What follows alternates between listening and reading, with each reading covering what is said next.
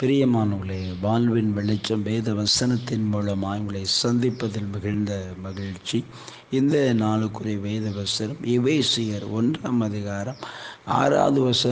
பார்க்கிறோம். தம்முடைய தயவுள்ள சித்தத்தின்படியே நம்மை இயேசு கிறிஸ்து மூலமாய் தமக்கு சுவிகார புத்திரராகும்படி முன்குறித்திருக்கிறார். பிரியமானவர்களே, தேவன் உங்களை முன்குறித்திருக்கிறார் என்று வசனம் சொல்கிறது. ஏன் அப்படின்னா, இயேசு கிறிஸ்து மூலமாய் தமக்கு சுவிகார புத்திரராகும்படிக்கு நீங்கள் சுதந்திரவாளிகாகணும், நீங்கள் அவருடைய பிள்ளைகளாக இருக்கணும் என்பதற்காக அவர் உங்களை முன்குறித்திருக்கிறார் என்று வேத வசனம் சொல்லுகிறது. உங்களை முன்குறித்திருக்கிறார், சரியா? கருவிலே உங்களை தெரிந்து கொண்டிருக்கிறார்.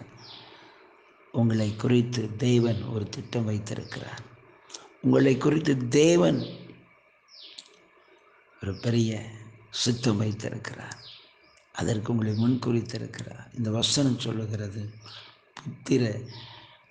சுவிகார புத்திரராகும்படி, இங்கே சுதந்திரவாளிகளாகும்படிக்கு ஆண்டவர் உங்களை முன்குறித்திருக்கிறார். பிரியமானவர்களே, நீங்கள் தேவனுடைய பிள்ளைகளாக இருக்கிறீங்க. தேவனுடைய பிள்ளைகள் என்று வேதம் சொல்லுகிறது. பிள்ளைகள் இவ்வளோ ஒரு பாக்கியம்.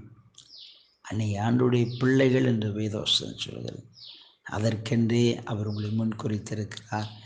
நிச்சயமாய் ஆண்டவர் அந்த வசனம் சொல்லும் சுவிகார புத்திரருக்குரிய அந்த அடையாளத்தை, அந்த பங்கை உங்களுக்கு தந்து உங்களை மகிமையாய் நடத்துவார். நாம் ஜெபிப்போம். நன்றி தகப்பனே, இப்பொழுது வார்த்தை கேட்கிற ஒவ்வொரு பிள்ளைகளுக்காக நான் ஜெபிக்கிறையா. நீர் முன்குறித்த நம்முடைய பிள்ளைகளப்பா, இவர்கள் உமக்கு சுவிகார புத்திரராக முன்குறித்திருக்கிறேன். நன்றி தகப்பனையா.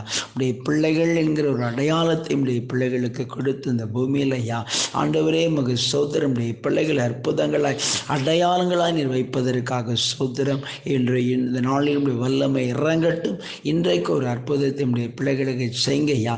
இந்த நாளில் உடைய கரமுடைய பிள்ளைகளுக்கு மத்தியில் வெளிப்படட்டும். தேவ கிருபை இறக்கம் உடைய பிள்ளைகளை சூழ்ந்து கொள்ளட்டும். கர்த்தர் அன்புக்காய் நாங்கள் உம்மை துதிக்கிறோம். மீட்பு நல்ல பிதாவே. ஆமென், ஆமென்.